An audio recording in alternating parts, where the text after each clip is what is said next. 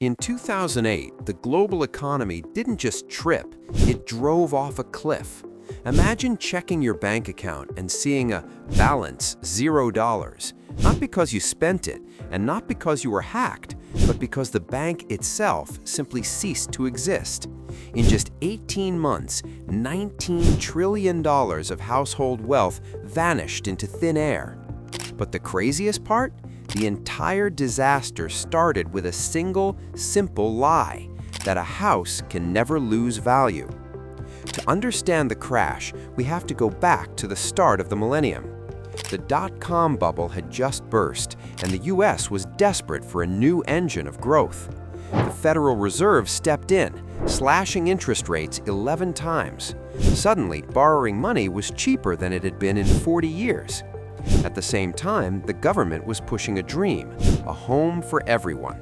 They pressured mortgage giants to lower the bar so even those with low incomes could get a key. For a few years, it felt like a miracle. Homeownership hit nearly 70%. But as the good borrowers ran out, lenders got greedy. They invented something called ninja loans. No income, no job, no assets. If you had a pulse and could sign a paper, you could get a $500,000 mortgage. It sounded like a gift, but it was actually a ticking bomb. You might wonder, why would a bank give a $500,000 loan to someone with no job? Because the banks weren't keeping the loans. They were performing a financial magic trick. They took thousands of these risky mortgages, bundled them together like a giant ball of rubber bands, and called them mortgage-backed securities.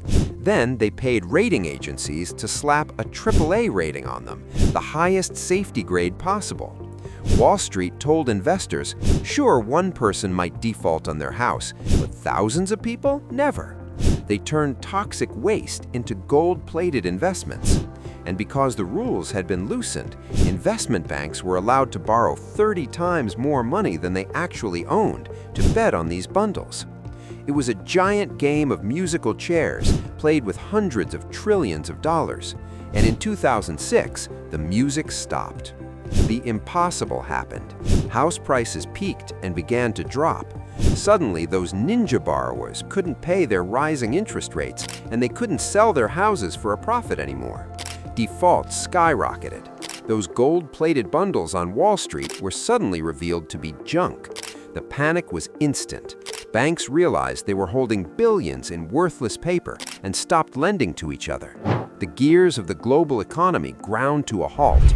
Then came the giants falling. Bear Stearns, an 85-year-old titan, collapsed and was sold for pennies. Then, on September 15, 2008, Lehman Brothers filed for bankruptcy. It was the largest failure in history. The next day, AIG, the world's largest insurer, was on the brink. If AIG fell, every pension and savings account in the world was at risk. The US government had to step in with a massive bailout. They weren't saving the bankers. They were trying to stop the entire world's ATM network from going dark. The Great Recession officially ended in 2009, but for the rest of us, the pain lasted a decade. 9 million people lost their jobs. 4 million families lost their homes. We learned 3 hard lessons. First, complexity isn't safety. If a financial product is too complicated to explain in 2 sentences, it's probably a scam. Second, watchdogs can be bought. The rating agencies failed because they were being paid by the very banks they were supposed to be grading. And third, the moral hazard. By bailing out the banks, the government stabilized the world, but left the public furious.